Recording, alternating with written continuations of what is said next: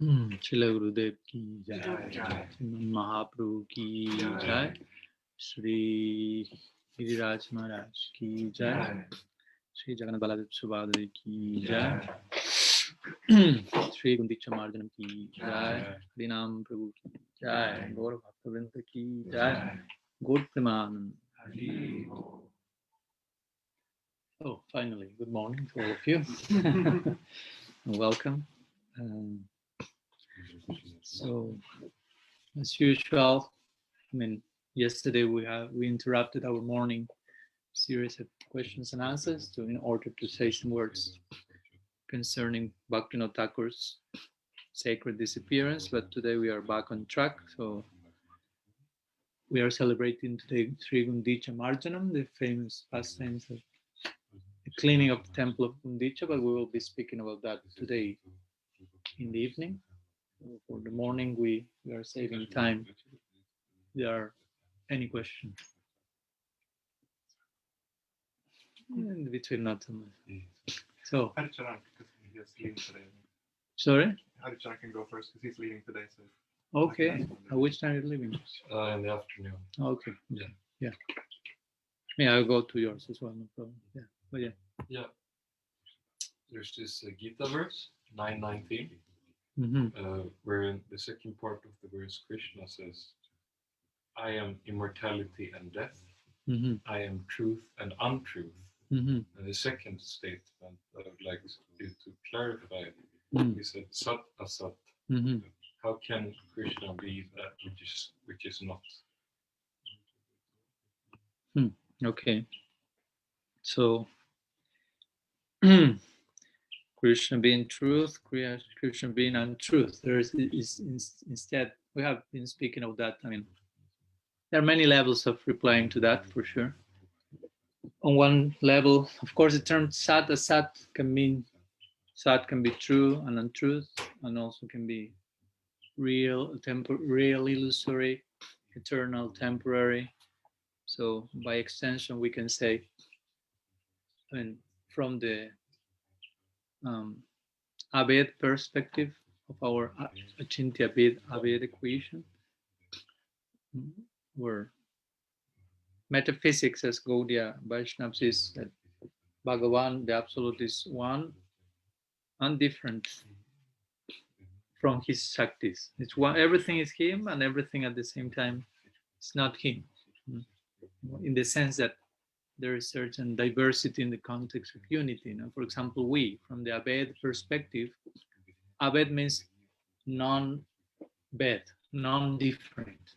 Bed means different. So the two of them are important to establish. So Abed means non-difference, which means we are not different from Krishna. From the Abed perspective, we are Krishna, or everything is Krishna, we'll say. And we are part of that everything, which sounds kind of Advaita Vedanta. So for balancing that, we have the bed perspective, which is one and different. Bed means different. So in which sense we are one with Krishna? We are one aspect of one energy of Krishna called Tatastha Shakti, and that Tatastha Shakti is inseparable. The energetic and the energy are one and different, but one also, but different at the same time. So the two things have to be balanced properly. Krishna Tatastha Shakti Bheda Ved Prakash Jivera Sarvbhai Krishna Nityadas, Chaitanya Charitamrita says. So the Jiva Shakti is Krishna Tatastha Shakti, and that it's interestingly defining what the soul is, basically. It's the Tatastha Shakti of Bhagavan. So it's one of the, and it's Bhed Abhed Prakash. It's a manifestation which simultaneously is different and non-different. Guru Maharaj likes to give the classical example of the fire, which has heat, light, smoke, and sparks. So all of them are one with the fire. You cannot just speak about a fire that has no light, a fire that has no heat, a fire that has no all these things. They are one with the fire, they are inseparable. But at the same time, there is I mean, there's a place for speaking of them in a separate way, because what you can do with a fire, you cannot do with a spark. You cannot cook with smoke, basically. No, you cannot, whatever. You follow. So there is a way to say all this is the same thing, sparks, and so on. Sparks will be Tatastha Shakti, smoke will be Maya Shakti, and the heat and light will be Swarup Shakti, which is more intimately connected, closely connected to the fire. Sparks are kind of connected to the fire, have some light, but it's not the same as the fire. And smoke is even more remote, but still is a connection with the fire. It's an analogy, but helps to illustrate this idea. So going back to my point, if Krishna says, I'm Asat, Asat can be taken as that which is non-Sat or not eternal. Sat can be eternal. So we could say Krishna is Maya Shakti, basically. Maya Shakti is non-different from him. It's one of his Shaktis. And from the Ved perspective, he's non-different from that which is Asat. Similarly, in the Chaturshloki of the Srimad Bhagavatam, Sri Krishna says that to Brahma, using the term Sat and Asat, like those energies are connected with me. That's on one level. On another level, because again, Maya Shakti represents what? Represents, we call generally like illusion. And illusion means that which is not. Sometimes Maya is defined as that which is not, which seems to be so, but it is not. Illusion. You take one thing for the other. So Asat has to do with all this idea, untruth, if you will, cheating, illusion. But that's one of his potencies. And from the Abed perspective, he's one with that potency. Of course, Maya Shakti has a purpose, as we know, because you may ask, well, why Krishna has that? Why he needs to cheat us? We are not saying that. We have to know how to play out implications of all this, because the fact that Krishna has a Maya Shakti and the effect of Maya Shakti is creating illusion is not the same as saying Krishna wants to cheat us. One could wrongly understand how this works. Or that sometimes people say, well, but if Krishna loves us, why he put us here? Why he throw us into the womb of Maya Shakti, like victim consciousness, basically. And someone has to be blamed for this. And God is the ideal one, always, for most time. But this, of course, this type of preconceived notions have many faults in them. That to begin with, when you say why God in the first place put us in this condition, and of course the answer to that is there is no first place. That didn't happen at one point in time. Again, we are carrying our Abrahamic sensibilities, maybe Christian DNA, linear time from Western psychology. Everything began here. We fell from grace or whatever. And that's very delicate, because very easily God will be to blame in those connections. But he's not to blame, because he exists eternally, and all his Shaktis exist eternally along with him. Maya Shakti, Swarup Shakti, Jiva Shakti. So he's not creating any Shakti. There's no one beginning point, as we said the other day. It's not creatio ex nihilo, as they call in Christianity, creation out of nothing. Actually, our idea is all that exists will always exist, and whatever does not exist will never exist. It's not that something starts to exist and before it was not existing. In that case, something exists out of the potential of those things that already exist. Because we could say in our case, our Swarup is not non-existent in us, our eternal spiritual identity, but that's existent in potential in the Swarup Shakti, and when proper contact is there, that manifests. So the point is, there is no beginning. The idea is God is not creating anything. There's no one beginning point. So instead of judging him according to what he created or not, we should think how he deals with those things that already exist. Because he exists eternally. Maya Shakti is eternal. It's not that at one point say, okay, now we'll create Maya Shakti and I will put all this Jiva Shakti under illusion or something. It doesn't happen like that. Already Maya Shakti is there. Already Jiva Shakti is there. Already Swarup Shakti is there. Already. The Shaktiman is there, the energetic source. So we are not to judge God according to what he created, because he did not create anything, strictly speaking. So we are to judge him, consider him according to how he behaves with those things that already are there. He behaves perfectly. He exhibits proper justice in the realm of Maya Shakti. When the Jiva Shakti wants to connect with Maya Shakti, karma is there, infallible, perfect justice. And he shows mercy in connection to Swarup Shakti, and the Jivas in connection to Swarup Shakti. So, but Maya Shakti is there again, because from Anadi, from time without beginning, Jivas have the option of choosing between one thing or the other, and many of us have chosen for quite a good amount of time to experience Maya Shakti. So, and God is not to blame again, because the option to choose Bhakti Shakti is always there also, from time without beginning. Maya Shakti is Anadi, Bhakti Shakti is Anadi, and it's present in the world from Anadi time, if you will. So, again, it's not that why God created Maya Shakti, he did not create Maya Shakti. But Maya Shakti exists there eternally as an option for us to choose. Also, if you want to make that argument amongst loving Krishna or something else. You follow? Because for love to make whole sense, it has to be voluntary. Imagine if I tell you, okay, you can love Krishna. You ask me, is there a second option? No. So it's like, why you say you can do that? There's no other option. It's not that I can do something else. You follow? If I say, okay, love Krishna, but is there something else to do? No, that's the only option. So there's no choice. There's no free will. And there's no love, therefore. Because love is, I choose to love you. It's not that I'm forced to love you. If I'm forced to love you, that's something else. That's not love. So for love to be what it should be, there has to be another option, naturally.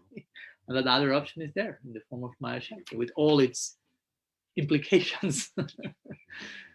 we know which are the implications. But all that is for love to remain what it is, for love to really retain its own nature, which is voluntary giving of myself in a particular direction.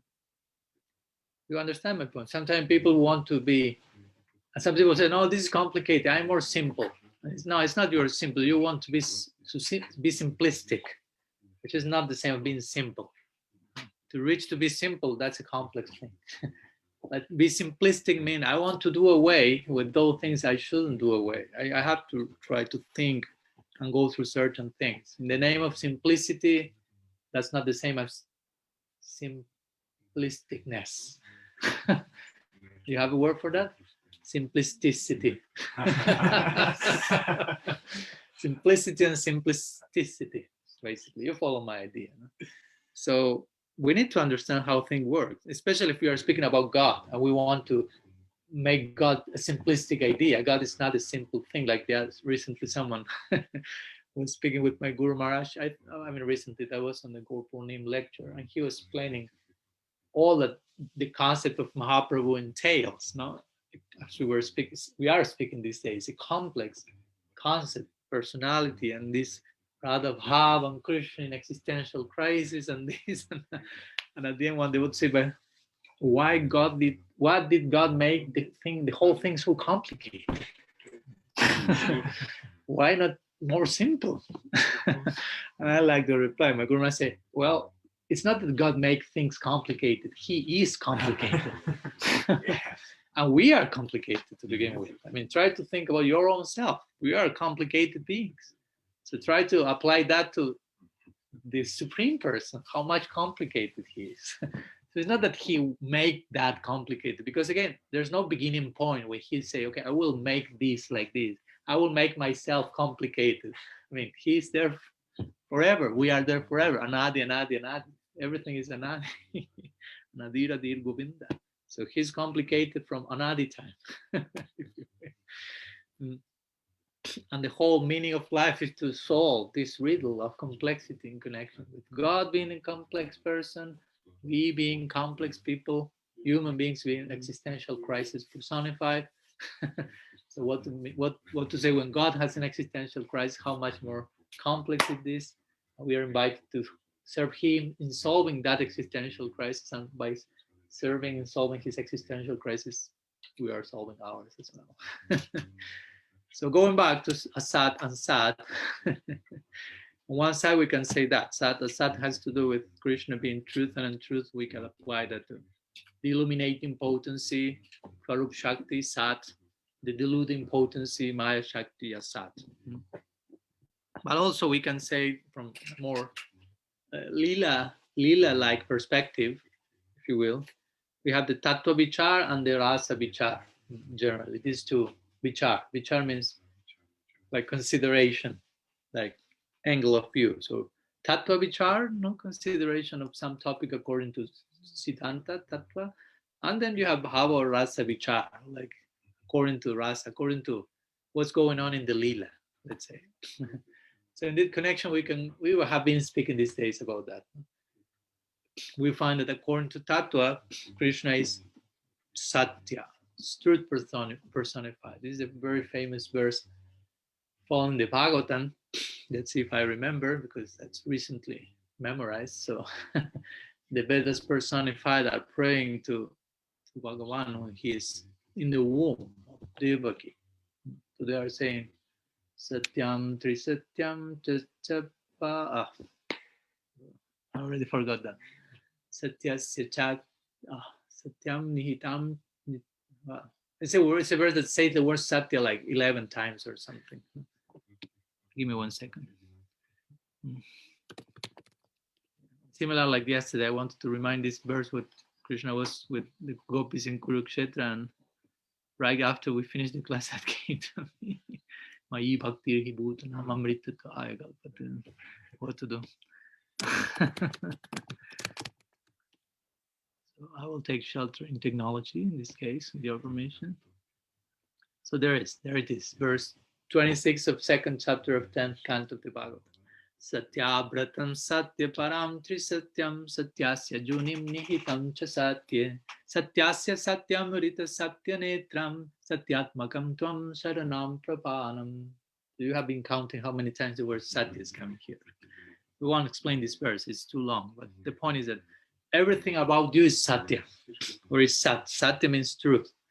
So your vows are truthful, your words are truthful, you are truth personified in past, present, and future. I surrender to you the very personification of truth. So you are truth, truth, and truth. So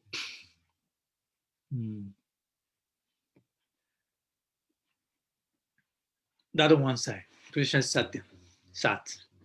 But he says also in the Gita, I am a Sat. So for that, we need to go to Vrindavan and hear their opinion of Krishna. What's their opinion, interpretation of what's their thoughts on this verse of the Bhagavatam? These thoughts of the Bhagavatam are from the Vedas personified, are not from the Brajavasis for sure, because they have another experience, as we know. As we know, Shrotam api Upanishadam dure harekatam. So whatever the Upanishad, the Vedas say, that reaches one point. But what we found in Harikatamrita, which is another way of saying Bhagavatamrita, what is present about, and ultimately the testimony of the Brajavasis, that's another thing altogether. So the Vedas and the Upanishads reach to this point. Krishna is I'm a little bit late, no problem. So the reach of the Vedas and the Upanishads, that Krishna is truth, everything about you is truth. But Harikatamrita, the Bhagavad, the Brahmas say, not something less than something more. And as we know, they will say, it's not like this. He's not Sat. He's a Sat. No? Krishna himself knows that. And that was he's saying that in the Gita. No? He's a cheater, liar, thief. And we know all this long list, the playboy, and this. No? He doesn't. I mean, in Vrindavan, they won't tell Krishna is truthful. I mean, he's known for breaking his words at every single moment. Of course, again, this is from the perspective of Lila. No? Krishna being in the hands, a play toy in the hands of the Brajavasis, and that taking him to act in one way or another. But with every single of his leelas, Sakya, Vatsalya, Madhu, and all of them, Krishna is basically lying for one reason or another. When he's been, whatever, wrestling with some of his friends and he's defeated, he will create some idea of, no, I won. Because of this, my nose was pointing high and I was a winner.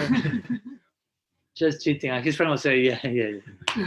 No? Or as we say the other day, he was lifting Govardhan, and the gopis will say, yeah, you yourself made present as if you were lifting Govardhan. But Govardhan was floating by the pious worship of Nanda Maharaj, and it was floating naturally. And you just came below and put your finger there like if you were lifting that. You were not doing anything. You are so weak. We know. We did. No? You are defeated on a daily basis on wrestling by Sridham and so on. And which are sort of the same. Krishna was eating dirt and just said, "Did you eat dirt?" No, I didn't eat dirt. No. All the neighbors are complaining you are stealing butter from every single house. I don't know why they're saying that to me. They're against me. Some conspiracy theory. I'm innocent. I don't know anything. Now, what to speak of Parakiyava, which is the topmost clandestine forbidden issue, and nobody knows that everyone suspects something special is going on between Radha and Krishna, but nobody's able to find them together, if you will, except of course for their intimates, gopis and Priyanarma Saka. And in the context of Madhurya Bhav, the same thing. Krishna is coming to Sri Radha, and Sri Radha has been waiting the whole night in the kunja, preparing the whole forest flower, waiting for her beloved. And he never came along all the night. And she has been crying and lamenting in separation from Krishna. And Krishna appeared just at dawn, but wearing all the marks of the loving battles with some other gopi, generally Chandravali, who is an expansion of Sri Radha, in order to allow her to experience man, or jealous love, increasing the pranaya eventually. So Krishna appears with the nail marks and some kajal and lipstick on his body, and I will say, you're a rascal. You have been not coming all night, and you come with all the with all the testimony of why you didn't come. Krishna starts to create all this type of idea. No. These are not nail marks from a competitor lover, but it was just I lost my way to the kunja along all night, and I was just hurt by the thorns of certain trees in the way to coming to you. And this is not kajal, but this is my own kajal, that I was crying separation from you. And this was, he's creating all this type of reasons. All the manjaris are we know you. Every single day almost you have a new version of it. So again, that's more from a lila perspective, how they will say Krishna Sat. No, thank you. Asat. No, they will take this verse of the button and add the A to all these times. Asat, Satyam, Asatyam. No, the verse starts saying Satya Bratam. Your vows are truth. You can even go to Kurukshetra when he say, I will never fight here in Kurukshetra. And eventually he's trying to kill Bhishma. And of course, again, if you properly understand why Krishna broke his vow, or is always lying, it's always in the context of serving his devotees, basically. So in that sense, his Asat is even more glorious, if you will. Because it's connected to Sat. The word Sat is included in Asat in this case. So some ideas, on some one more technical, philosophical level, we can say something. On a deeper level, we can say something more. And so many things in between, but at least these two perspectives. Here Ganga Shakti says if she may ask a follow-up question. And yes, you can ask it. You can unmute yourself, Ganga Shakti, or you can send the text as you prefer.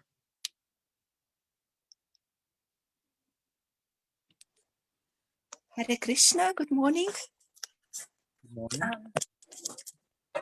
I suppose it's not a follow-up anymore because we passed the topic, but I will ask it anyway. It is a question that my daughter often asks, And I haven't found a good way to answer that yet. And I must say she's not really believing in God. That has to do, I mean, her father forbade me back then to talk about Krishna. But her question that comes once in a while is, why does God allows injustice, war, hunger? Why are so many children allowed to hunger in the world? I mean, from that perspective, she finds God very unfair. And I haven't found a good way to explain something. And if you could probably help me with that, thank you. How old is your daughter? Ganga Shakti? How old is your daughter? Because it depends. My daughter will be 4. What? 14. Yeah, because there are different levels of reply. Like, yeah, of course, it's not an easy topic to explain to a 14-year-old girl.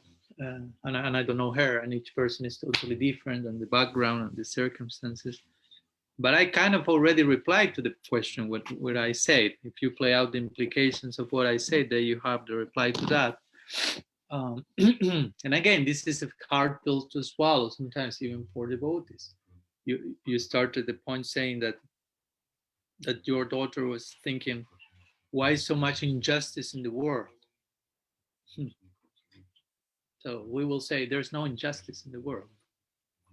There's no injustice does not exist, because to say injustice is there means justice is failing.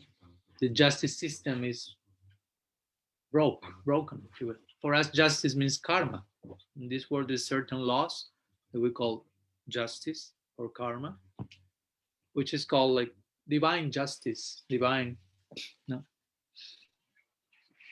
So we say, yeah, karma works perfectly. I mean, there's no like failure in the system that was, again, not created, but is there already from time without beginning, according to the interaction between Jiva Shakti and Maya Shakti. My Guru Maharaj will say that's the glue that binds the two of them. There has to be something connected, and that's why we say anadi karma.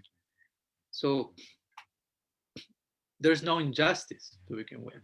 And of course, next you will tell me, so then Maharaj, you consider that, I don't know, the Holocaust was deserved by all the Jews or something, because you will go to those types of extreme.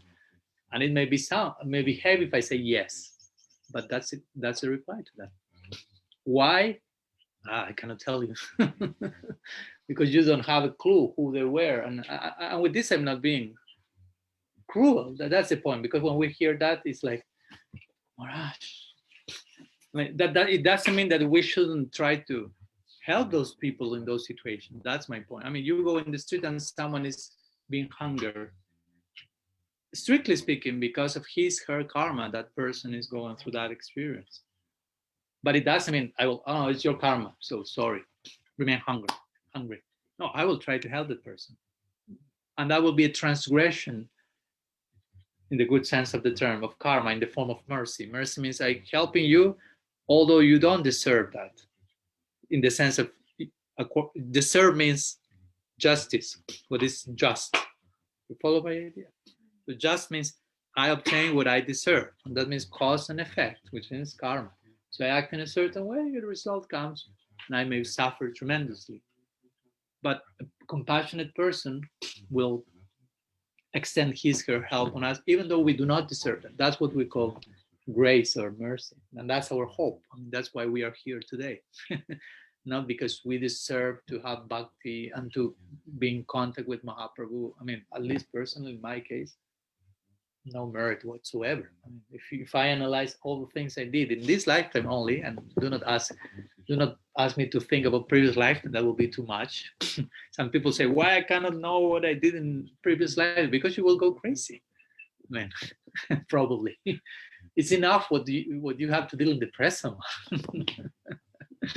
Sometimes we don't even want to know that. We want to just throw that to the shed in the subconscious, and it's okay.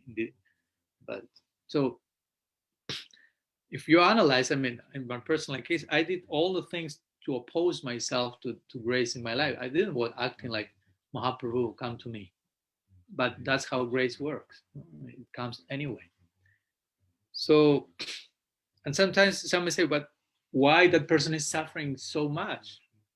Because maybe that person made that some others suffering so much. Maybe not from this lifetime, maybe from previous life. We don't have that full bigger picture. And again, it's not necessarily that seeing that bigger picture will help. That may overwhelm us extremely. And we may be thrown in. Try to imagine if you for a moment see, if you were a really bad person, I'm not saying you are or you were, and maybe you were, but you do not get over-identified with that because you are not that either. But let's say you were Adolf Hitler in your last lifetime, or even worse. That can be Jagai, Madai, whatever the case. Puttanas, we spoke the other day. And you see your lifetimes and 2-3 lifetimes. I mean, that would be too much for you to digest, to process.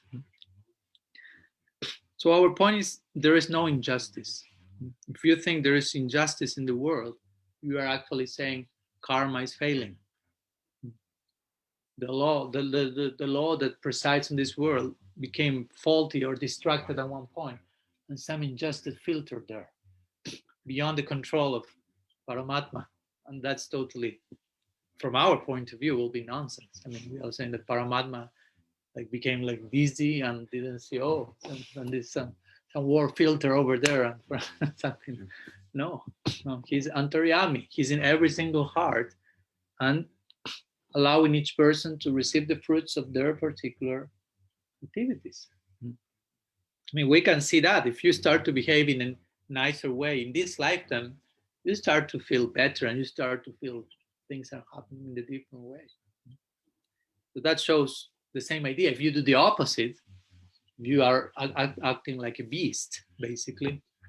Hey, be prepared for the result. Not, again, and karma is not chastisement. Karma is educational. There's no cruelty implied there, because this is the idea that disturbs many people. Like God is cruel because he's allowing this to happen. But again, go back to the point I made before. He's not creating anything. He's giving you the choice to make. And the fact that you choose wrongly, do not put blame on him. I mean, the fact that we have words, and you may say, I didn't choose to have words. No, for sure. Hopefully, you don't know.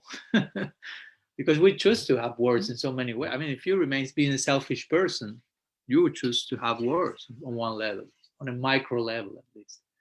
If I'm selfish, I'm in war. I maybe do not have a gun and I'm going to the battlefield, but somehow I have another guns and I remain in some other battlefield, conflicting with other people and exploiting. So that's a localized principle of war. And you just multiply that for different people and cases, and then you have a war, national war, because all starts by the individual level. You are selfish, then you have extended selfishness, me and my family. That's a principle of violence, strictly speaking, from our philosophy. If you think in terms me and my family as my family and do not extend the principle of family to every single living entity, that's a form of war. Vasudhaiva Kutumbakam, says the Veda. There is only one family. So if you think in terms different than this, there's only one family, you are promoting conflict in the world. That's a form of warfare on some level. But again, multiply that for every single living entity that is selfish in this world. Eventually that will take the form of massive destruction, basically. So it all starts from an individual level, selfishness, extended selfishness, my wife, my kids, my family, my neighborhood, my state, my country, my planet. It's becoming wider, but still, it's not fully all-encompassing. So still you are promoting some form of violence. And wars have to do with all this idea. My interest, you are attacking my interest, so I'll destroy you. So let's go against him. So sometimes my point is, it's easy to point somewhere else. No? Why God allows this to happen? Well, in one sense, you yourself have been part of that thing. Why God allows wars? But the question is, why you remain in war in one form or another? I said, no, I'm not in war. So you have to teach that person how to see that you actually are promoting that same thing in another way. I think, at least for me, that's something really enlightening. Not so much because maybe the person is totally stuck in that idea, and you have to go instead. Stop speaking about God for a minute. You have to say, let's speak about you. I mean, I don't know if your daughter will accept that, but in a loving way, of course, not like I'm saying now here. Basically, I'm trying to be loving. Let's speak about you. Are you free from selfishness? Are you free from exploitation? Do you still retain some separate sense of identity? If you do, you have to be honest in recognizing that. Still, you're being part of the problem and not part of the solution. So instead of complaining about the words in the world, first, what are you doing all that you can to be the best possible version of yourself now? If you are not doing that, and instead you choose to blame God for the words in the world, you are being hypocrite, basically. That's what we call hypocrisy. That's an evasive mechanism. God is to blame, or the governments, or the poor people on hunger, but at the same time, I'm not doing all that I can to transform myself to be a fully selfless, pure, dedicated soul. So as much as I'm not doing that, I'm failing my side. So as I mentioned, the wars and the hunger, all that is result of karma. Result of karma has to do with the jiva choosing something else apart from bhakti, whether in this lifetime, in previous lifetime, and that takes the form of different fruits and results. So the best thing we can do is not blame God, but try to be a good example ourselves, and with that, through that example, inspire others to understand how they can change their lives by using their will in the proper direction, basically exercising their volition in an enlightened way, and the world will change. But again, this has all to do with this idea, changing the world. The world is bad, and it's the world is going in many weird directions, but we are the world also. We're one unit in that. So if I'm not doing all that I can to be the best possible version of myself there, I have no right to speak about changing the world. I have to change myself. I'm part of the world, and that's the hardest pill to swallow, even for practitioners. That sometimes we'll speak about preaching and sharing Krishna with others, but how much Krishna conscious you yourself are.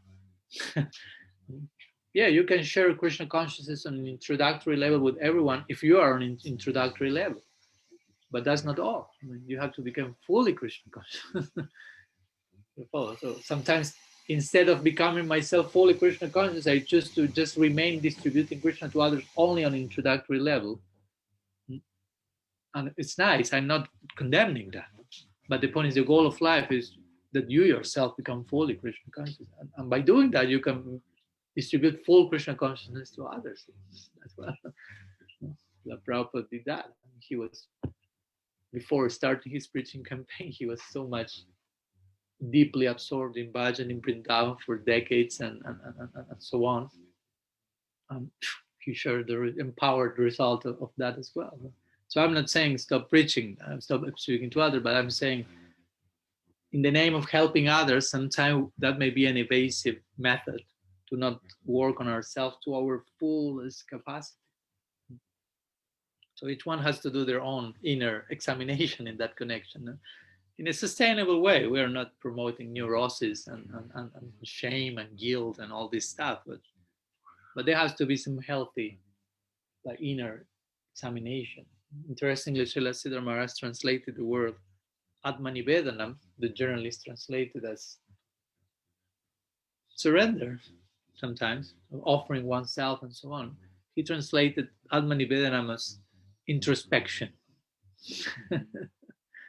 Interesting. So without introspection, there cannot be a real self-conscious offering of oneself. So some ideas, Ganga Shakti, you know your daughter better than me. So hopefully something of this may help. And If not, do not be attached to the result. And she's 14 years old, so let her be a teenager as well, and be rebel and against God and the world. That may be needed for a moment. But you yourself have the proper answers in your own inner being, and in time that may also help.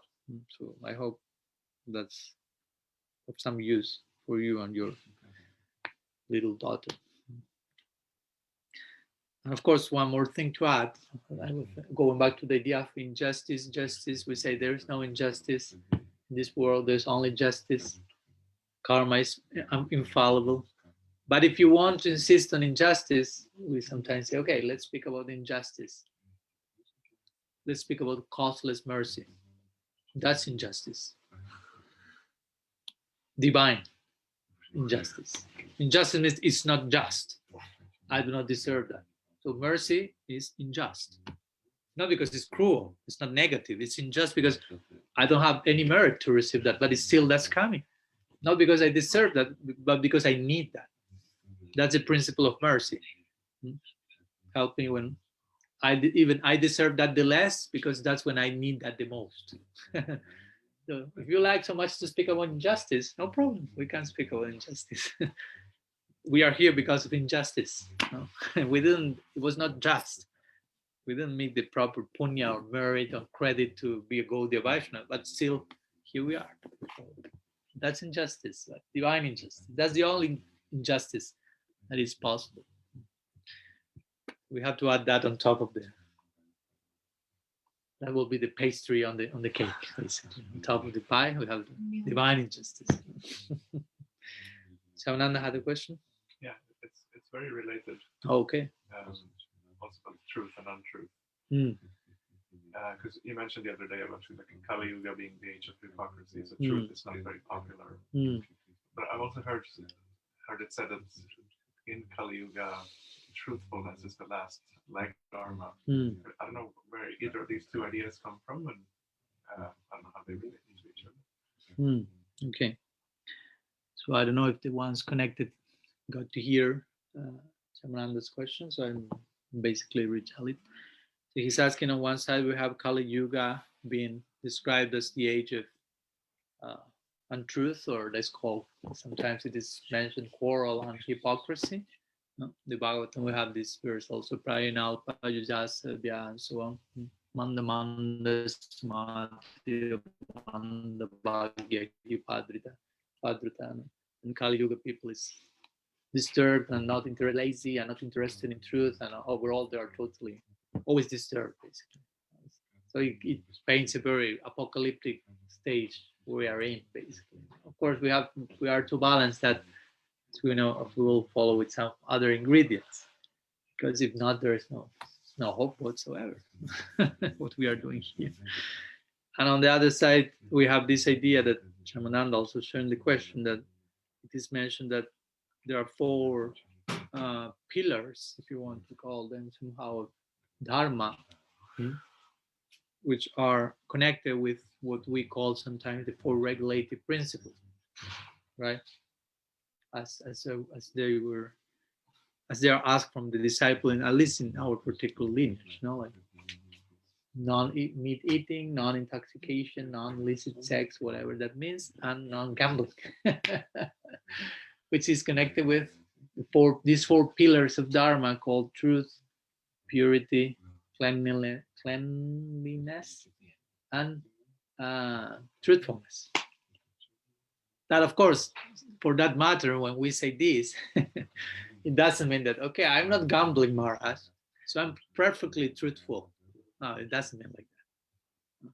I've never entered a casino. Is a casino here? So that means I'm truthful. Oh, on level, yeah, we appreciate that. But that's not the all in all. I mean, you can be a cheater in so many ways without going to a casino. And the same with everything. Maharaj, I'm vegan. I only eat fruits. I only drink prana. So I'm totally ahimsa-like. I'm totally non-violent. But all these other people that eat fruits and vegetables are to be killed because they are not. And you say, oh, no, that's not ahimsa. And sometimes people act like this. No, we are vegans, and whoever is not a vegan is like. to say, okay, your ahimsa just was moved from one shoulder to the other. It remains there in another form. So I'm mentioning this because sometimes you might feel, okay, I'm following the 4 regulative principles, so I'm done with mercy, cleanliness, purity, truthfulness. No, that's like a beginning, like how do you say, the platform when the planes are flying? The airstrip. Air strip. Okay, Mahaprabhu says so. So it's like the airstrip where you are taking. We have to begin somewhere, but there's so much to be said about developing these values, in depth. So that on one side. So this is connected to the section of the Bhagavatam where the personification of Dharma appears in the form of a bull. So Dharma is a personification of bull is personification of Dharma. So he appears and he has 3 legs, which have been, like, how do you say? Yeah, broken. Okay. And these 3 legs are connected with cleanliness, purity, and compassion. Yeah. So the one that remains is truthfulness. And there's one personification, one person breaking those legs in the description, which is considered the very personification of the age of Kali, Kali Maharaj. And that's when Parikshit Maharaj enters into this scene and he saves the bull from the last remaining leg, if you will, to be broken, and he just is about to kill the personification of Kali. And that's when Kali Maharaj takes shelter in Parikshit Maharaj and saying, please do not kill me, give me some place to reside. And Kali Maharaj say, well, you can reside whatever there is, all the stuff, gambling, illicit sex, intoxication, meat eating. And Kali said, but there is not such a place in your kingdom. I have no place to reside. So he adds a 5th one. They say, wherever there is gold. So it seemed there was some gold there. Although interestingly, in the scripture, sometimes gold is considered. These things are there also. One sense you can say, okay, wherever gold is, Kali personified is there. But also in Shastra, gold is extolled as a very virtuous thing. And many ladies and the ornaments in India, in all India, they have like all these gold bangles and in Vrindavan, full of gold in many cases. We hear. So the idea basically with gold has to do, we have to also try to figure out this, the play out the implications of the idea. It's not necessarily gold, but it has to do with excessive accumulation of wealth, basically. So Rupa Goswami will say also, like, how is Atyahara? Atyahara prayasasya. Atyahara. Over accumulation, not only of wealth, but what to speak of wealth. We know what happens when that's there. By the way, some acharyas mentioned interestingly that, that at this point Kali, Parikshit Maharaj didn't kill Kali altogether because he knew, or somehow the arrangement was there, that if he will make Kali disappear, we will have this Kali-yuga, this golden age with Mahaprabhu and Kali-yuga. So that is to happen. So Kali-yuga needs to be in place also for the particular descent of the Gaur avatar. So the question of Shamananda is, if I understood properly, on one side we have, okay, there is truthfulness, there's one leg of remaining truthfulness, and at the same time in Kali-yuga we hear that Kali-yuga is the age of untruthfulness, basically, or something like that, or hypocrisy,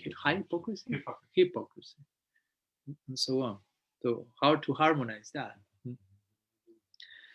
So the basic idea will be that when Kali-yuga is described as the age of hypocrisy and laziness and so on, it doesn't mean, of course, that every single person in every way and every level is full of that. And there's no place for anything else apart from that. But that will be the prevalent current in comparison with the previous ages. Now, all this also is always explained in the context of the three main ages, the three first ages, Satya, Treta, and Dwapara. In our particular cycle, it's in that order. In other cycles, it's Satya, Dwapara, Treta. The very same name is stalling that. Satya, Dwapara, Dua, Du. How do you say in Bulgarian? Two. Okay, Dwapara. And three, how do you say? So Treta. Kali. But in this particular cycle, because of the descent of Swayam Bhagavan, Sri Krishna, Swayam Bhagavan Gaur, in this Kali-yuga that happens one in the day of Brahma, to say that these two of these ages are switched. First Treta and then Dwapara. This Dwapara connects with the Gaur avatar then in Kali. So again, in Satya, the very name of the age tells it all. Satya means the age of truthfulness. We were speaking about Satya before. Satya. So only truth, basically. Everyone is a Paramahamsa. It is described. No, there's no Varna ashram, for example, because everyone is beyond Varna ashram. Everyone is absorbed in truth, basically. So no need to organize society and different material tendencies to accommodate and Varna and ashram. Everyone is a Hamsa. Everyone is not interested in nothing from this. Something like this is described. And then we have Treta and Dwapara when it is said gradually all these virtues are diminishing. And in Kali Yuga they are diminishing in a more considerable direction. And the more Kali Yuga advances, the more that will happen. And the 12th canto of the Bhagavatam gives a pretty scary apocalyptic vision of what will be Kali Yuga as it progresses. But sometimes it also describes like how will be the end of Kali Yuga, and you feel. I personally sometimes feel because it's described. This will happen at the end. So at the end means it will happen like in 400,000 years or more. You feel, but I feel this may happen in like 100 years or something. Some of these things by how this stuff is going nowadays. I mean, the Bhagavatam is being pretty generous. But whatever the case. And of course, in the midst of speaking about Kali Yuga, the Bhagavatam will say, Kalir doshani dira jamasti ek mahaguna kirtana deva krishnasya mukta sangha param. This Kali Yuga is an ocean of faults. Imagine, ocean of faults means only faults, basically. If you are in an ocean, it's like, look, here is ocean, look, there is ocean. Ocean, ocean, ocean. Only unless you look up, no, in that direction there is something else, but everywhere else is ocean, ocean, ocean. So faults, whatever you see are faults. Maybe because the others are faulty, or maybe because the nature of Kali Yuga is that you see faults everywhere also.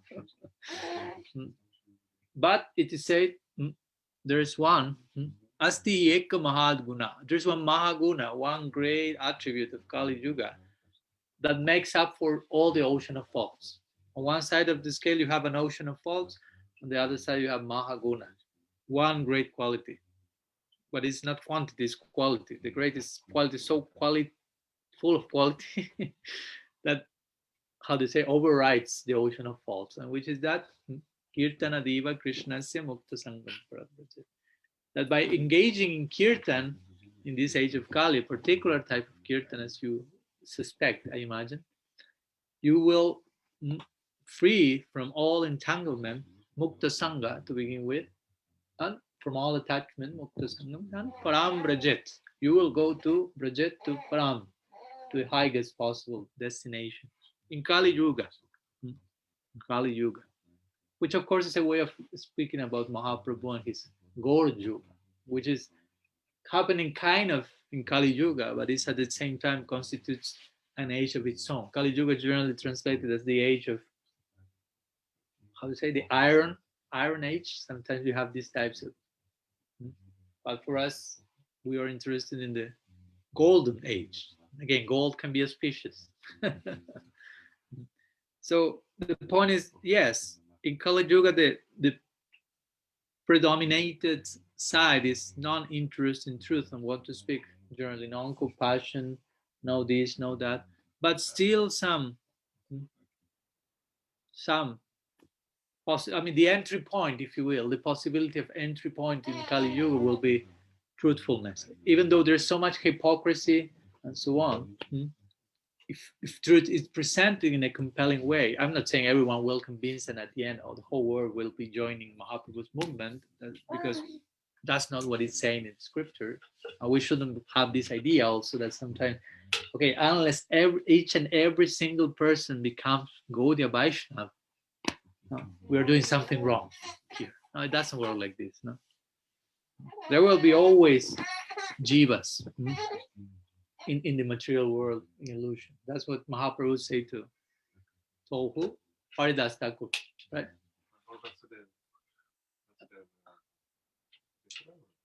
No, Haridas Thakur. To Vasudev, he said, free all, give the karma to all of them to me, and he said, by your arrangement, by having someone like you here, everyone is free. But on another side, he said to Haridas Thakur, because Haridas Thakur said, I mean, you are freeing everyone. So at one point, everyone will be totally delivered. So the whole material world will go to ruin, basically. What will happen to Maya Shakti? She's one of your Shakti. She's not to be neglected. And Mahaprabhu said, no problem. I mean, there are unlimited jivas, unlimited universes. So even if this whole universe is emptied because I have sent all of them to spiritual realm, there will be unlimited jivas filling the universe again. There's no end to that. So, more bodhisattva perspective. We will return to freedom. The bodhisattva has this instant. Okay, until and unless all the living beings are delivered, we will returning over and over again. But the point is, okay, that means you will always remain here because there's no limit to the jivas, basically. So yeah, the reply will be basically that, no? When it is said that one side Kali-yuga is the age of untruthfulness, means, yeah, in comparison to other ages, and because of what we see here, there's not that much interest in truth. But at the same time, there is some little entry point in connection to truth if that is presented in a compelled way. So that's our, of course, I mean, our hope, basically. No, I mean, you have to go to one's own case. At least I'm thinking about mine, in my personal life. There was not too much virtue in my lifestyle, but somehow or other truth came to us, and that created some like portal, and gradually more and more of that. So yeah, it's connected to the idea also, as you mentioned, of causeless mercy and justice, not deserving anything, but mercy comes in the form of a particular truth, an agent, sadhu, message, harikatha.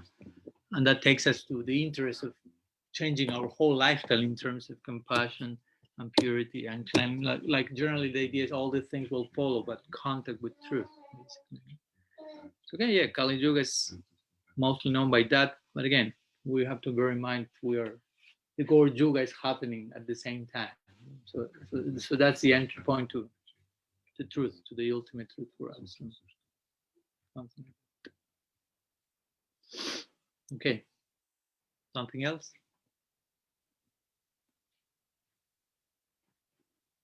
Who raised the hand first? Okay, Mirella then.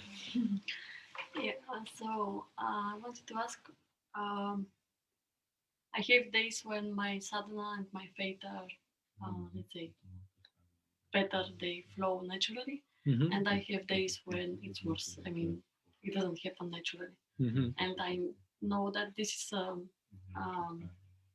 like a kanishta level, and I'm okay, I'm fine with that, but how can I make it steadier? Okay. So that's one of the top 5 questions. History of inquiry in Gaudiya Vedanta, I would say. So that's a good question to make. At that point, it's good. That shows you are concerned with making progress. How can I? So yeah, as you mentioned, generally on some stage of our practice, we will go through the motions of what's called Anishtita Bhajana Kriya, which is described as, my mudra is saying it all, ups and downs, ups and downs. At the beginning, the ups and downs may be like more extreme, even like today I'm there. I mean, I'm just about to enter the Nitya Lila, and I think Krishna is just. I think I'm hearing the flute actually, and I'm overflowing with compassion, and I want to save the whole world and whatever. And maybe the same day, some hours after, I don't know. My children are crying too much, or my husband says something I didn't like that much, and I want just to jump into his neck and just whatever, no? Or I was just like and anger and all this, and you feel where's the Krishna's flute now? where what happened? So then you realize, oh no, so it's like embarrassing, like one extreme, other extreme, one extreme, other extreme. So eventually this, how do you say, ondulation, they say, oscillation, ups and downs. I mean, it's not that from one day to the other you're like fixed now, but at least the oscillation becomes less and less embarrassing, we could say. Instead of being like this, it starts to be closer and closer to something more. See, at one point you reach this that we call nishta, but before this, they will be like, and my arm could go longer, but I cannot do it. So it happens again. It's to begin with, we have to accept that's going to happen. Of course, if you have been practicing maybe for other lifetimes, one may start the process without that much of an extreme, and even though one subjectively still may feel it's an extreme, maybe it's not so much of an extreme of another cases. And we are not here to compare ourselves with others, because that will be also neurosis. Each one is in their own particular process and stage. So I will say to begin with, and this for me is a very important point, to protect devotees from this unnecessary discouragement. The idea that understand this is part of a practice. This, because generally we will feel this should not be happening. This is wrong. I'm doing something wrong, and that's why this is happening. And you subtly start to enter the shame guilt circle. You start like to, and at one point that can take the form of the practice is not working. Maybe that can take that form. Maybe you can think, I'm not working, and maybe even think, I'm not worthy of this. This is too much. I'm a disaster. This is not for me. I'll leave Bhakti, which is the most unfortunate decision one could take. That's not the idea. That's not the idea. Or one could switch into another unfortunate conclusion, which is Bhakti is not working. No? You can think, I'm not working, and Bhakti is too high, or Bhakti is not working. Hopefully you don't think I'm too high for Bhakti. That will be madness, but everything can happen, especially in those moments when you are feeling like all these waves, and we know what that means. I mean, we're not here to make a show of being perfect devotees and totally transcendental, because that's also part of what does it mean to engage in sadhu sangha. It's not that we get together once a week to show pretty face and just everything is perfect and incredible, and I mean, let's not cheat each other. Of course, it doesn't mean also to mean everything is a disaster and the worst possible. It's not like that also. I mean, we have to find some balance and middle point. As my Guru Maharaj will say, sadhu sangha means every night you get together in circle and you start to share how you failed today, how you can do better tomorrow, and you receive some encouragement and you be heard. So for me, I have this like aha moment when I was studying Madhurya Kadambini of Vishwanath Chakravarti Thakur, and he's describing, when he's speaking about bhajan kriya, which means engagement in practice, and he first, before reaching nishta means fixity, no? he speaks about Anishtita Bhajana Kriya. And as I always say, I describe to the devotees joking the 6 stages of Anishtita Bhajana Kriya. We gave a series of lectures with the Bulgarian devotees last years about that. And I say to them, okay, we'll go to the first one. And each one will raise your hand if you feel identified with that. And I remember every time I do that and mention each one of the 6 is like, if I could have four arms, I will raise the 4 arms of them. No? Utsamayi, Ghanatarala, Visaya Rangana, all this stuff, no? Like Niyamakshama, Tarangarangini, all these embarrassing chapters that happen in the context of bhakti. So it's embarrassing, but it's in the context of bhakti, so it's glorious. It's a glorious embarrassment, we could say. No? So he says, no, in the beginning, this initial enthusiasm, I want to give everything again. You are there, that extreme.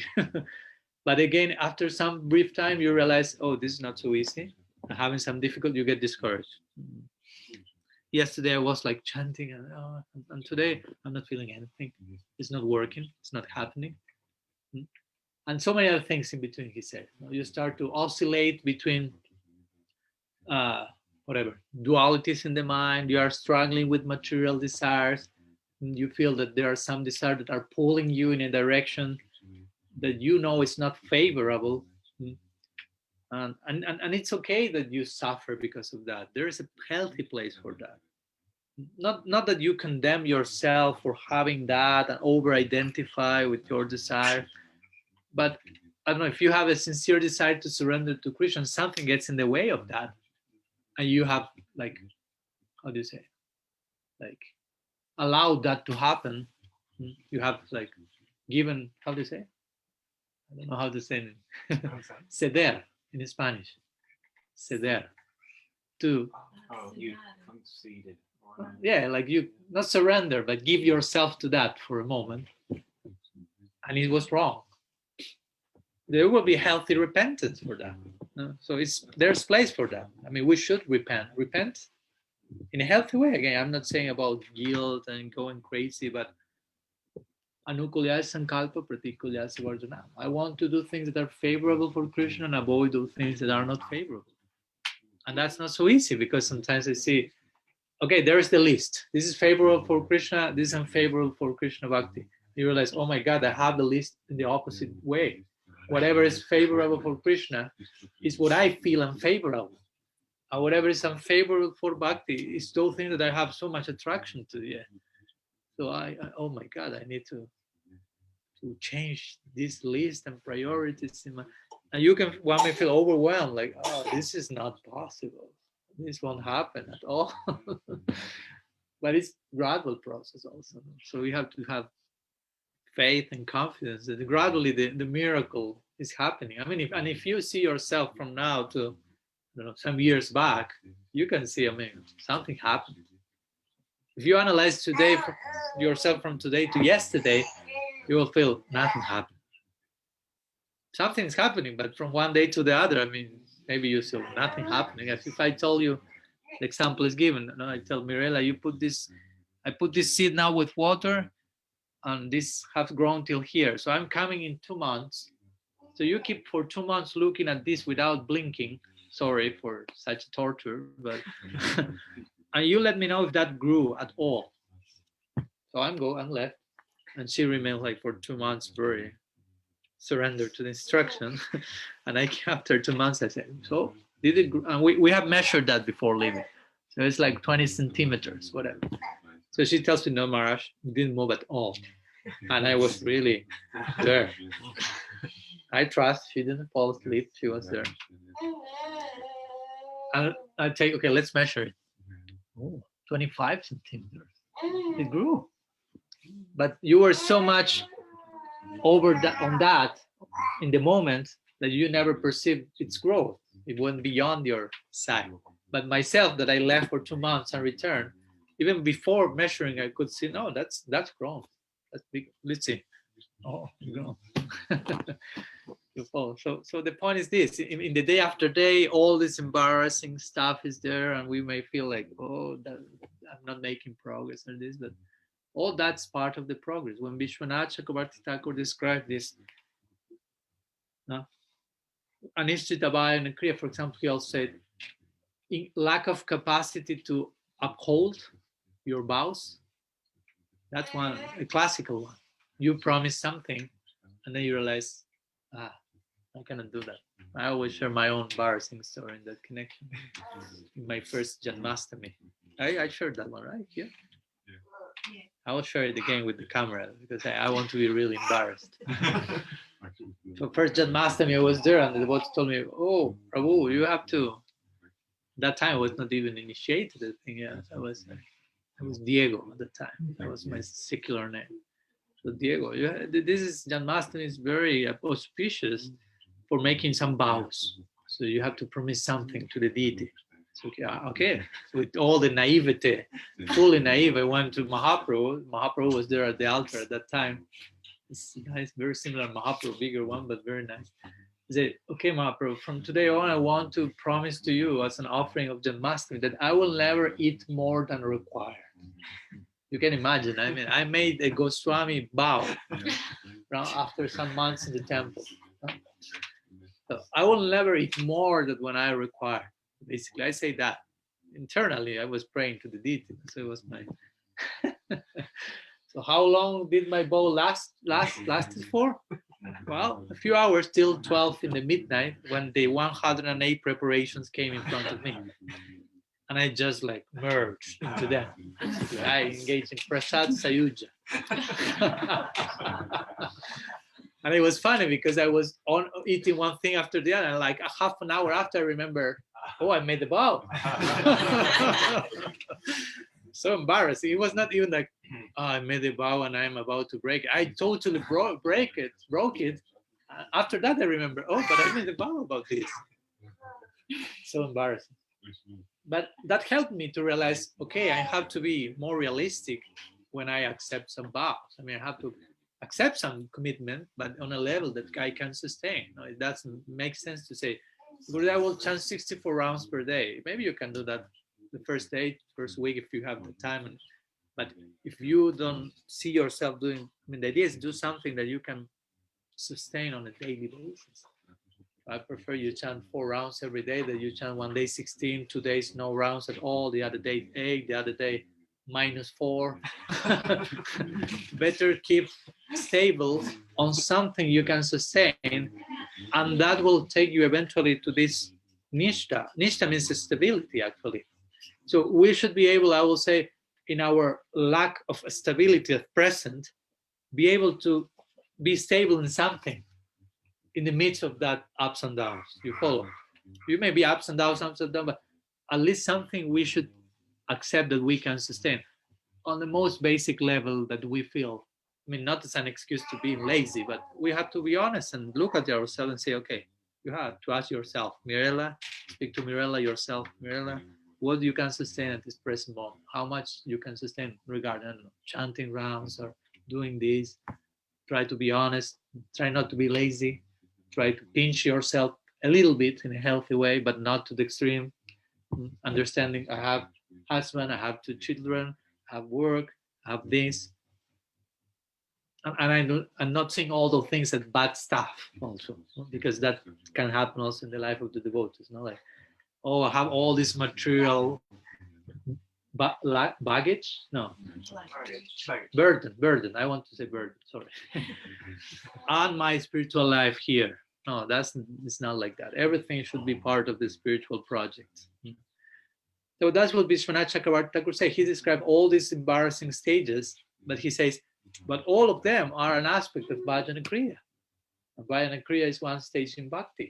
So all those embarrassing things are Bhakti, if you will. I mean, it's not that Bhakti is full of embarrassment, but the point is, to thread the path of Bhakti implies to go through those chapters. You cannot avoid them almost, unless you have gone through them in previous life and now you're just starting from Nishta. But generally, that's not the case for most. So my point is, first you have to allow yourself to go through them, because if you yourself do not allow yourself to go through them, still you are there. It's not that you have transcended them by denying that to yourself. You can be in denial of something. It doesn't mean you have transcended that. On the contrary, the situation gets more and more, like if you're, I don't know, an addict to something, and you just like cheat yourself. No, I'm not an addict. I'm not doing that. And there's people who gets accustomed to lie to themselves on such level, they will start to believe their own lies. I'm not doing that. They convince everyone, I'm not doing that. And they convince themselves, I'm not doing that. And that's the most unfortunate possibility, because who can take you out of from that world? Basically, that's not so easy. You may require some heavy electroshock treatment to realize, oh my God, I need to reconfigure. So the way of to attain stability, first of all, again, be willing to go through that ups and downs for a while, because not like anxious, like when this will stop, but learn from whatever is happening now. It may be embarrassing, but one needs to learn from that embarrassment to begin with, to be humble, because embarrassing moment will really make you humble. That's why they say pride comes before the fall. The other day, when I saw the video that Bhakti Rasa shared, and that was funny. One good sister of mine shared one video, and the title was "Pride Comes Before the Fall." Comes before the fall, and she's pretty philosophical. So I say there must be something interesting. So there was a video of two people like wrestlers. I don't know which type of wrestling was that, no, but they were like wrestling, and there was like the whole like audience around them, and the two of them were about to begin the wrestling, which was the whole body, and one of them was like waiting to start, and the other one was like just like showing himself up and doing like I'm flying, I'm doing like this, and before starting was like the preface to here I am, look what I do, and he's like doing incredible, like shoot. No, so okay, so the referee say, okay, let's begin. And this guy makes one goal, and the other one who was so restless, like, he falls like that, and remains like end of story. No? Pride comes before the fall. No? So he was showing all his pride, and then fall came. So I felt that's really illustrative of how sometimes we may like show up and here I am and look me, and so okay, you have to learn from that also. So but remaining in proper association on the other side, no, I mean, we have to do our part to allow ourselves to go through those embarrassing stages, understand this is part of my process. It's not to be just being evasive about that. It's part of the struggle, glorious, healthy, heroic struggle, as Archon Siddhi will put, the messiness of the sadhaka's journey. And that's one of the main reasons we are doing those interviews. You have to see those interviews so you can really feel, oh, I'm not alone in the embarrassed club or something. You know? Basically, all of us have our embarrassing moments to share. Even if you see someone, you feel, oh, that person is so glorious, so high. But for sure, there may be some messiness behind. There's this saying at least in Spanish, I imagine you have your own version here, that there's no saint without the past, there's no sinner without the future, something like this. So, so the point is,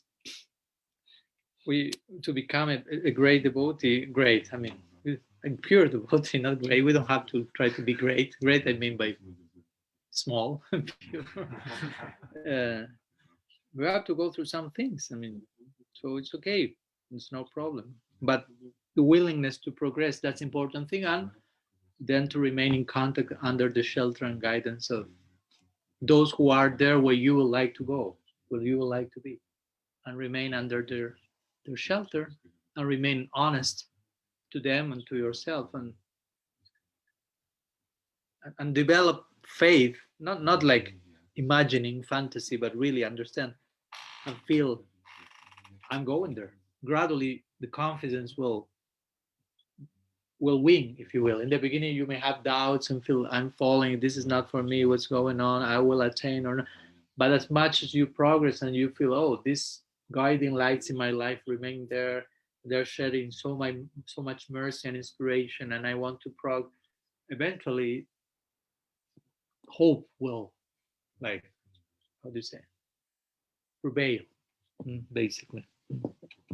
But we need proper sadhu sangha. Without proper sadhu sangha, we lose sight of our prospect and all that we can be and hope in that direction. And we tend to identify more with our shadow, over-identify with that, and get just sidetracked and distracted. And we know how the story ends. We have the experience of that even on a daily basis for moments when we got distracted.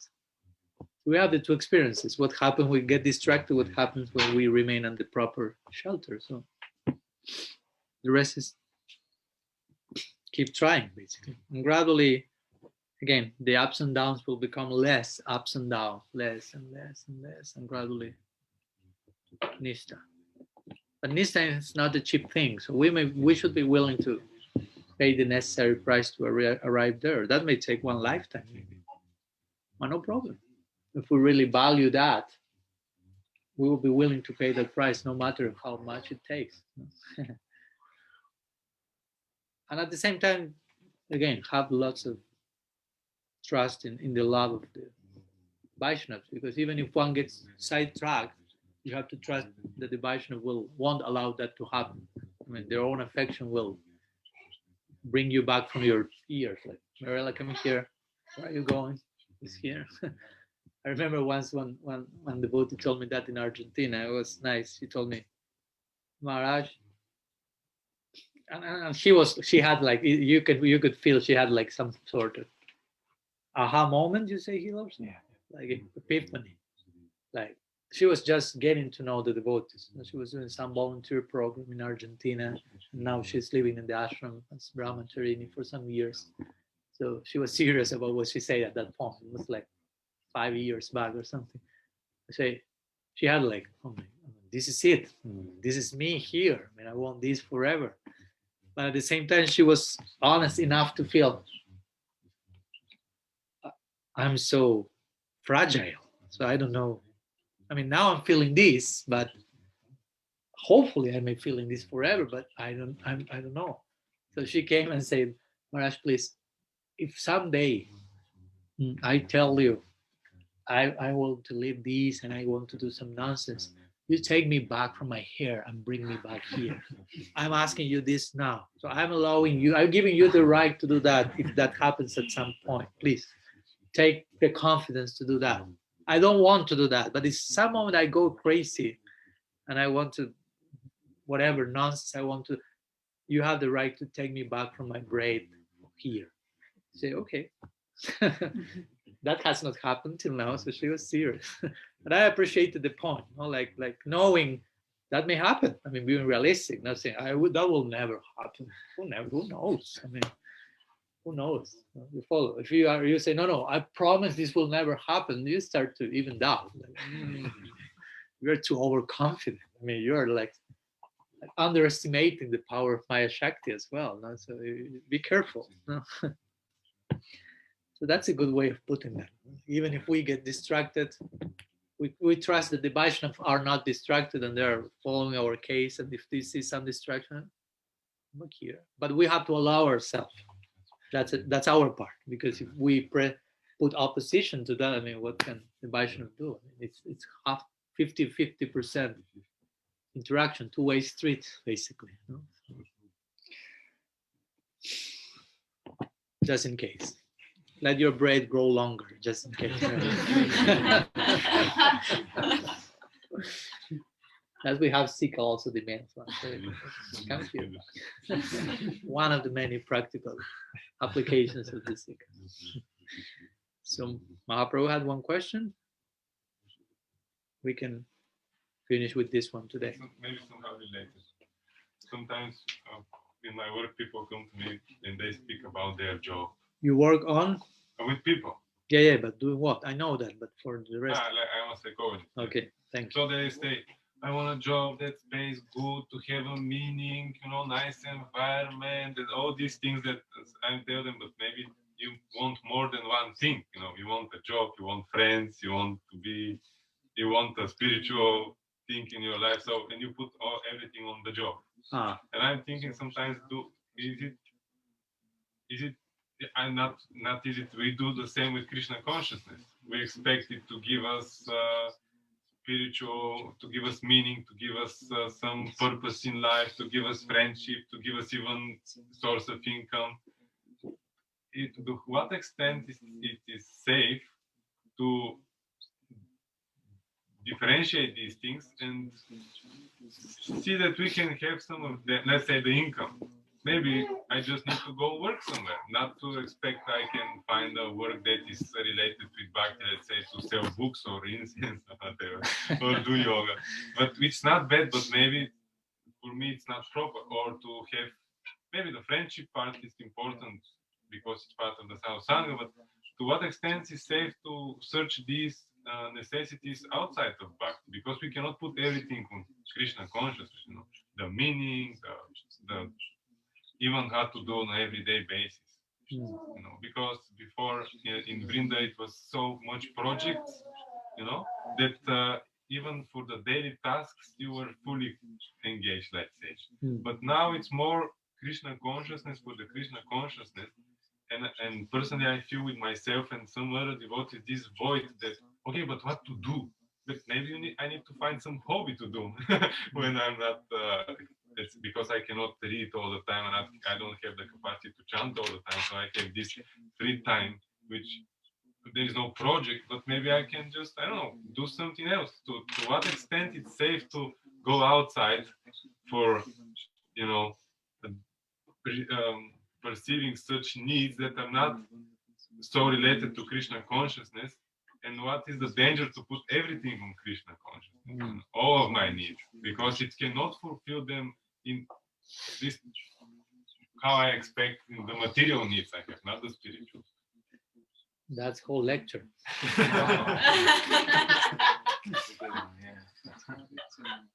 We should have presented that question tomorrow, so we have the whole morning to elaborate on that. But you already elaborated the question so much, then sorry, just to say, no, let's continue tomorrow. But we have it recorded, we can.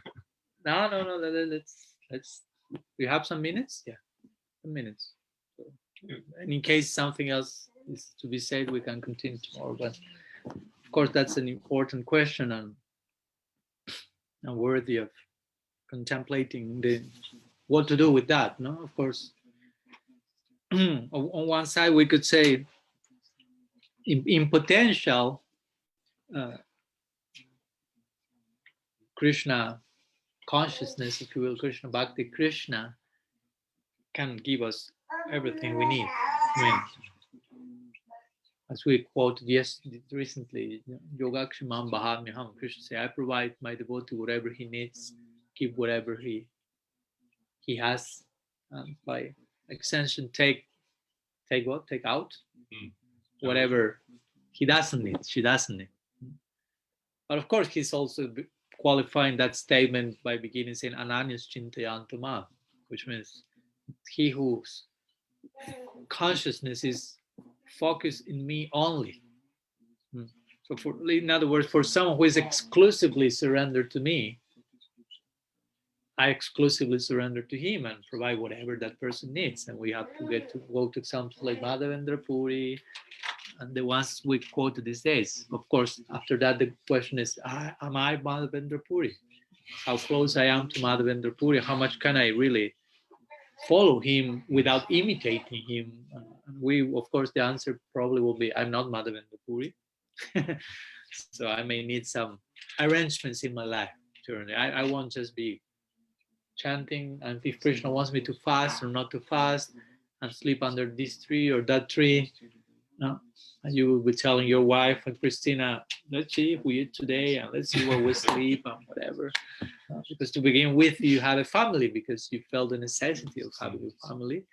So, and that's okay. But at the same time, as we spoke these days, I feel it's good not to create this like dichotomy, thank you, duality of Krishna Bhakti and something else, my spiritual life and something else.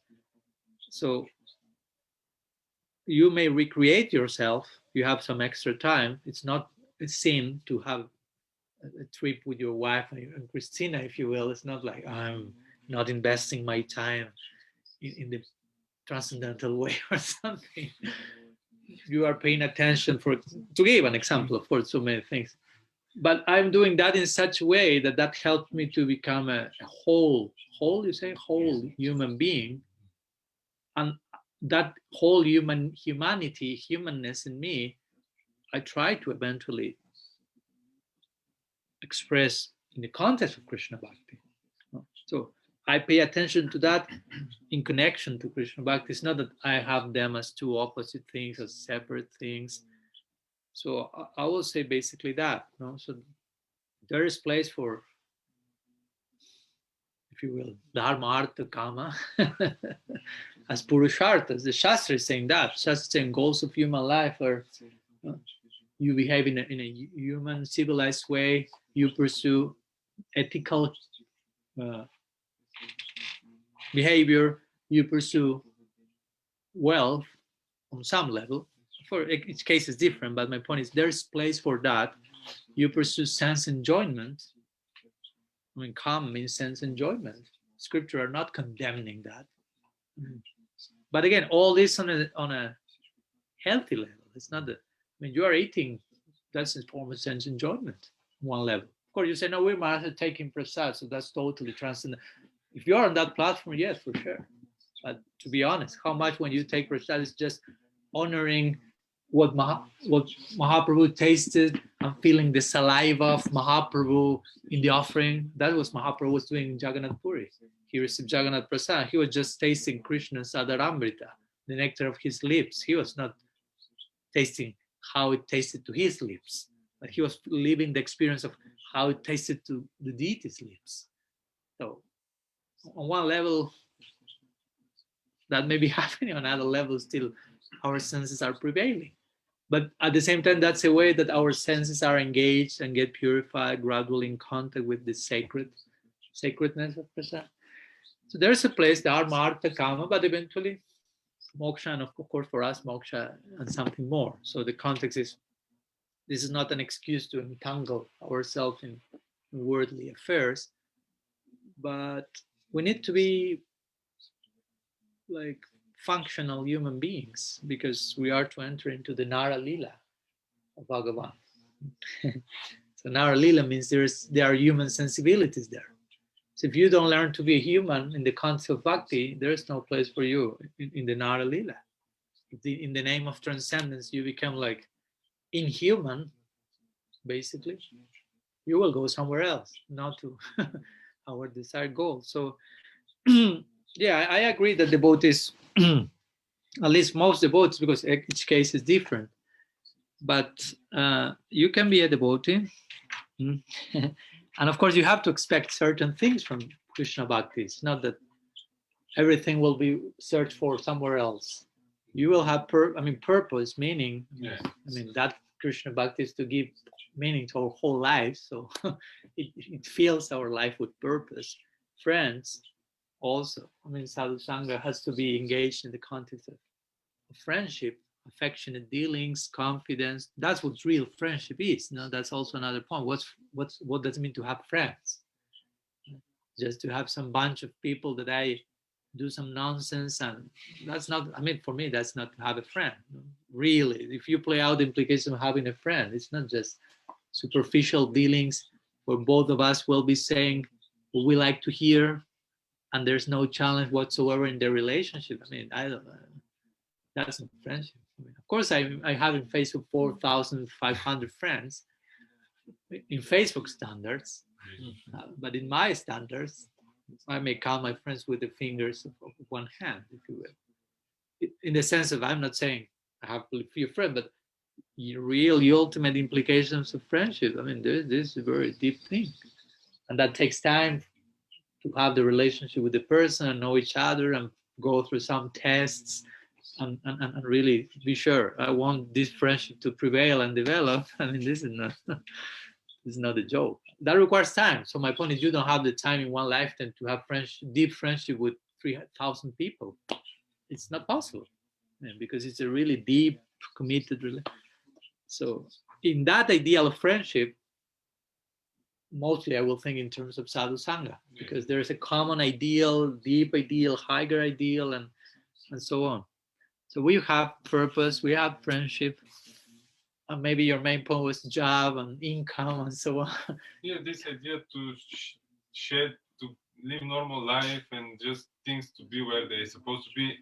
And this all in the context of being a devotee, not just to go in the beginning, like almost like living the temple. Yeah. This is, I mean, again, we were speaking about that with whom? Bhakti Shakti and Uddhav some days ago. Yeah. She never made the question, I told her, but now Mahaprabhu is doing something similar. She made a similar question. Yeah, we have to understand the timing. So, for example, in Prabhupada's time, when devotee is joining, on that time, to be a devotee at that time meant to live in the temple. I mean, there was no other conception at that time, because that's a particular social dynamics at that time. Everyone was living as a hippie, basically. Married, single, living in communities. In this room were 30 people living together or something like this. So they had no problem. Okay, let's move to the temple. You have 3 babies, no problem. Go to the ashram. There was a particular social dynamic that fit very interestingly with what Prabhupada was giving. So that was one time, 50 years back or more. World has changed a lot. So the point is, sometimes that was the very beginning of Krishna Bhakti in the West, and with that type of standard, like you are a devotee if you live in the temple, and it was okay for the time because everyone was living in the temple. But we see that in time, some devotees felt the need of, well, I think it will be better if I'll have my house with my wife and my children. And it's okay. It's not that, oh, you are leaving the temple. Unfortunately, sometimes these ideas come, like this difference. You live in the temple, that means something. You live outside the temple, that means something lower than that. I don't say in English. You are internal devotees, are external devotees. Yeah. This type of like labeling, for me, it's totally unbecoming. I don't like that at all. Because, I mean, is it like if I just physically stay on this side of the door, I'm an antaranga bhakta, internal.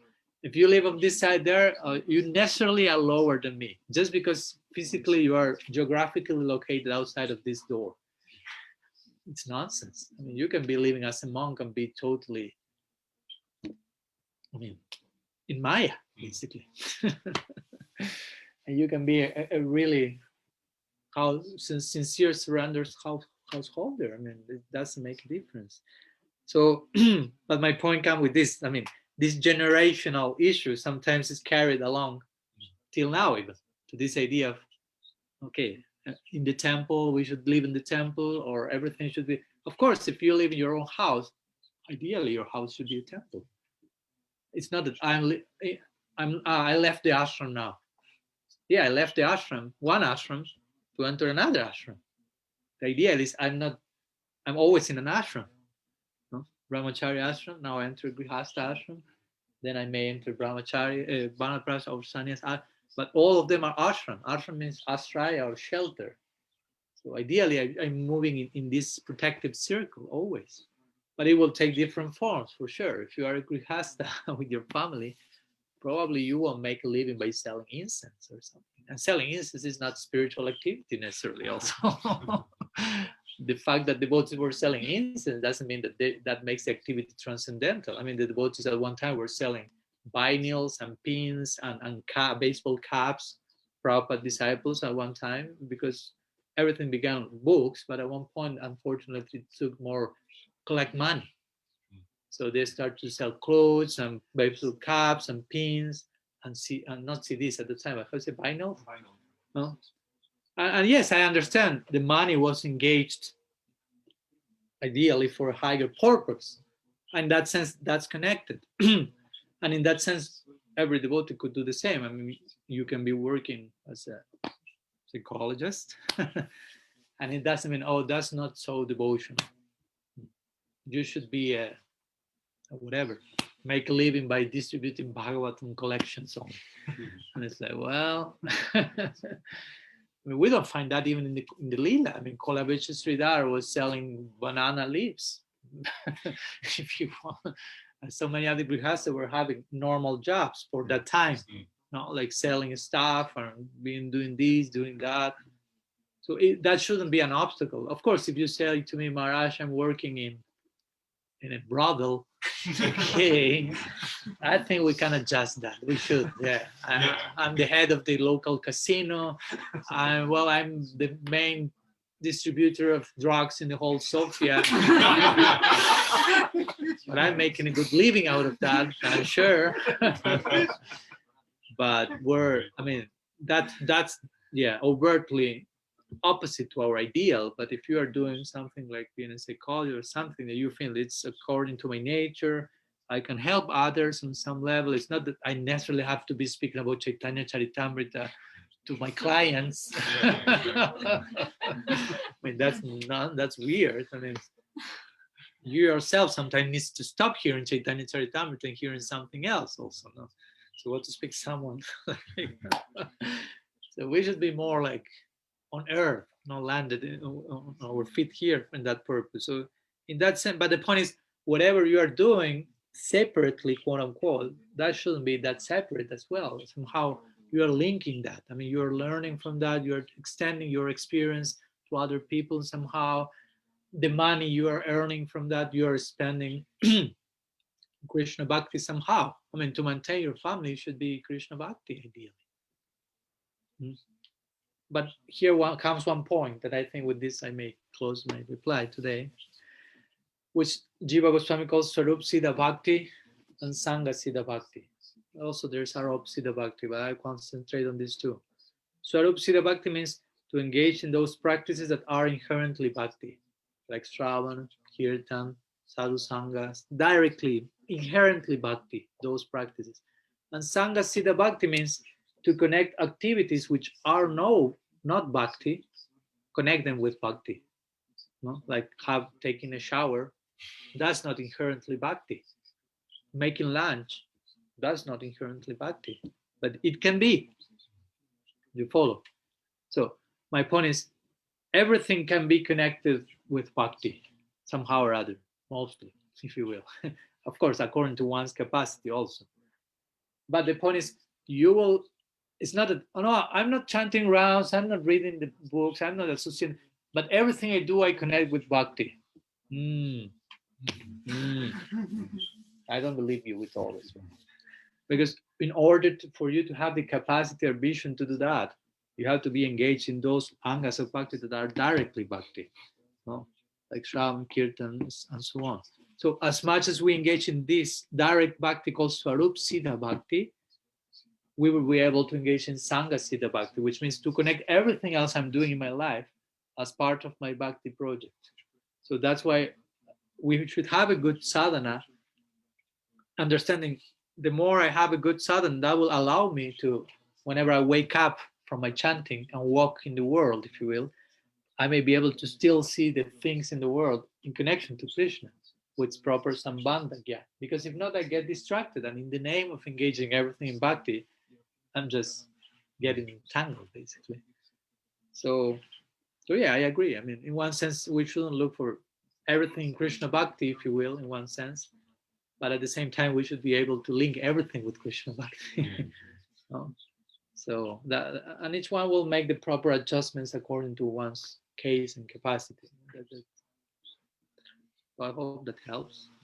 So we have to be closing here now. Thank you so much for your time, and see you today in the afternoon for Gundicha Marjan Leela Katha. Srila Gurudev ki jai, Shriman Mahaprabhu ki jai, Shri Harinam Sankirtan ki jai, Shri Sri Jagannath Baladev Subhadri ki jai, Shri Viraj Maharaj ki jai, Shri Gundicha Marjanam ki jai, Gaur Bhaktavrinda ki jai, Gaur Praman. Vanchakalpatarubhyascha kripa sindhubhyeva cha patitanam pavanebhyo vaishnavebhyo namo Ananta Koti Vaishnava Vrinda ki jai, Gaura Hari Bol.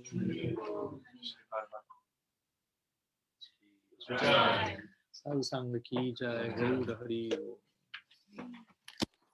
We can chant for 5 minutes. Meanwhile, the breakfast is being served.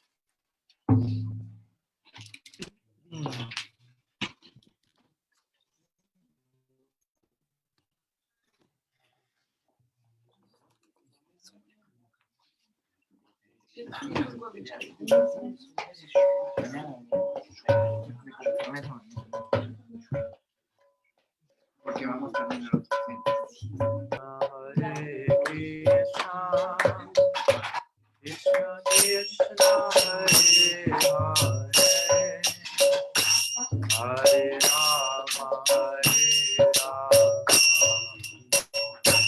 Rama Rama Hare Hare, Hare Krishna Krishna Krishna Hare Hare, Hare Rama Rama Rama Hare Hare Krishna Krishna Krishna Hare Hare, Hare Rama Rama Rama Hare Hare, Hare Krishna Krishna Krishna Hare Hare, Hare Rama